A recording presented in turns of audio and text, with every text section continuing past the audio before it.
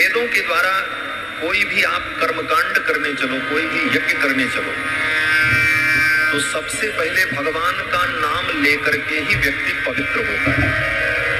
आपने देखा होगा कि जब कोई ब्राह्मण पंडित पूजा कराने आते हैं तो सबसे पहले कहते हैं अपने ऊपर जल छींटो। क्यों? बोले पवित्र होने के लिए। बोले महाराज हम तो नहा धो करके आए। बोले भले नहाए धोए हो, लेकिन भीतर से पवित्र होने के लिए भगवान का नाम लो। और मंत्र क्या बोलते हैं?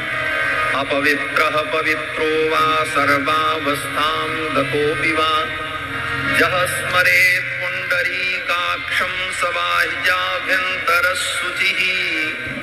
जो भगवान पुण्डरीकाक्ष का नाम ले लेता है वो भीतर और बाहर से पवित्र हो जाता है। सबाह्याभ्यन्तरः शुचिः, बाह्य और भीतर दोनों से पवित्र। तो भगवान के नाम से आप पवित्र हुए। अब विधि कहती है कि फिर भगवान का नाम लेकर के आचमन करो।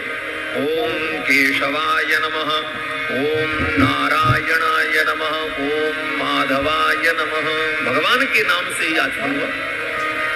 अब जिस कर्म को आप करने चलो उस कर्म का जब संकल्प करना होगा तो संकल्प में भी सबसे पहले भगवान का नाम लेना पड़ेगा, नहीं तो वो संकल्प पूरा ही नहीं होगा। किस प्रकार से? बोले ब्राह्मण जब पढ़ेंगे संकल्प तो बोलेंगे विष्णुर्विष्णुर्विष्णुः श्रीमद्भगवतो महापुरुषस्य विष्णोराज्ञया प्रवर्तमानस्य अद्य श्री ब्रह्मणो निदुतीय परार्धे। संकल्प में सबसे पहले भगवान विष्णु का नाम, नारायण का नाम। और इतना सब करने के बाद जब आपका यज्ञ और कर्म समाप्त हो तो अंत में ब्राह्मण लोग कहते हैं, आचार्य लोग कहते हैं कि तुमने श्रद्धा से और समर्पण से यज्ञ किया, लेकिन हो सकता है कोई कमी रह गई। बोले अब वो कमी कैसे पूरी हो? बोले वो अब कमी भगवान के नाम से पूरी हो। तो अंत में क्या कहते हैं?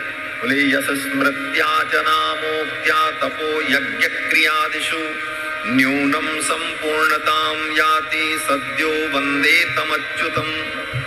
जिन अच्युत का नाम स्मरण करने से कर्म की जो न्यूनता है वह भी पूर्णता में परिणत हो जाती है, ऐसे भगवान अच्युत को हम प्रणाम करते हैं। तो यज्ञादि कर्म के अंत में भी भगवान का ही नाम लेकर के उसे पूरा करते हैं। और महाराज वेदों में पुराणों में क्या बोले? भगवान का नाम ही तो है। वेदे रामायणे चैव पुराणे भारते तथा आदि मध्ये तथा चांते हरिः सर्वत्र गीयते। समस्त शास्त्रों में भगवान का नाम ही गाया गया है। रामायण में, रामचरितमानस में गोस्वामी जी से किसी ने पूछा कि भाई रामायण में आपने क्या लिखा? तो गोस्वामी जी कहते हैं पूरी रामायण में केवल भगवान के नाम की महिमा है। यही रघुपति नाम उदारा, यही रघुपति नाम उदारा, अति पावन पुराण श्रुति सारा, अति पावन पुराण श्रुति सारा, यही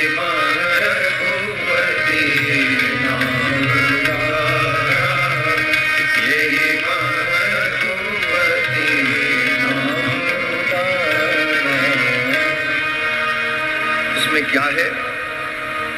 रामायण में क्या है? गोस्वामी जी कहते हैं यही मह रघुपति नाम उदारा। राम जी का जो नाम है वही है बस। और राम जी के नाम की विशेषता क्या? बोले उदारा। राम जी का नाम बहुत उदार है। राम जी उतने उदार नहीं है जितना राम जी का नाम उदार है। क्यों? बोले राम जी तो किसी पात्र का विचार भी करते हैं कि ये कृपा के लायक है कि नहीं, लेकिन भगवान का नाम ये विचार नहीं करता कि ये कृपा के लायक है कि नहीं। अगर नाम लेते हो तो कृपा होगी। ये नाम की उदारता है। यही मह रघुपति नाम उदारा, अति पावन पुराण श्रुति सारा। और भागवत में क्या है? बोले श्रीमद् भागवत में भी भगवान के नाम की ही महिमा है। पूरी कथा श्री सूत जी महाराज ने जब शौनकादि मुनियों को सुनाई तो 12वें स्कंद के अंतिम अध्याय में शौनकादि मुनियों ने पूछा कि प्रभु चारों वेदों का सार तो भागवत है, निगम कल्प तरोर गलितम फलम, और अगर कोई ये पूछे कि भागवत का सार क्या है, तो अंतिम श्लोक भागवत का सूत जी महाराज कहते हैं कि नाम संकीर्तनम यस्य सर्व पाप प्रणाशनम प्रणामो दुख समनः तम नमामि हरिम परम। भगवान का नाम ही समस्त दुखों का शमन करने वाला है, ऐसे भगवान श्री हरि को हम प्रणाम करते। तो भागवत में भी अंत में भगवान के नाम की ही महिमा का वर्णन श्री सूत जी महाराज ने किया। और नाम की महिमा कितनी भी कही जाए कम है। श्री गोस्वामी जी महाराज कहते हैं कि स्वयं भगवान भी अपने नाम की महिमा का वर्णन नहीं कर सकते।